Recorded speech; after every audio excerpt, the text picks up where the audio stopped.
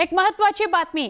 माजलगाव मतदारसंघाचे माजी आमदार आर.टी. देशमुख यांच्या अस्थि विसर्जनाकरता धनंजय मुंडे नाशिकच्या रामकुंडावर गेलेले होते।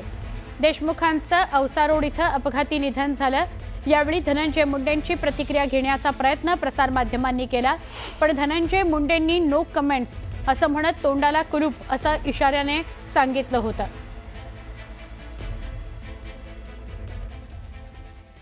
आमचे प्रतिनिधी लक्ष्मण घाटोळ यांच्याशी बोलूया। लक्ष्मण, काय अधिक माहिती?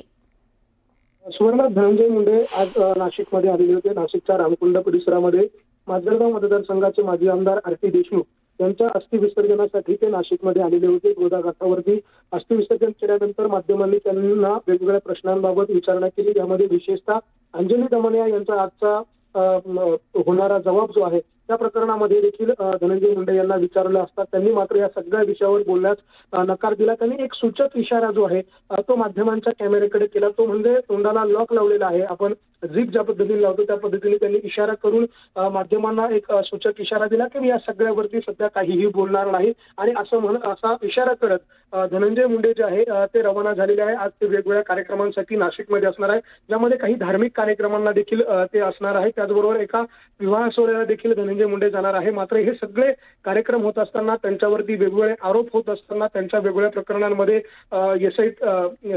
सीबीआय असेल किंवा इतर ठिकाणी त्यांच्या ज्या काही प्रकरणाच्या चौकशा सुरू आहेत त्या सगळ्या विषयावरती त्यांच्याशी बोलण्याचा प्रयत्न केला। मात्र त्यांनी या सगळ्या विषयावर एका इशाऱ्याने बोलण्यास नकार दिलेला आहे।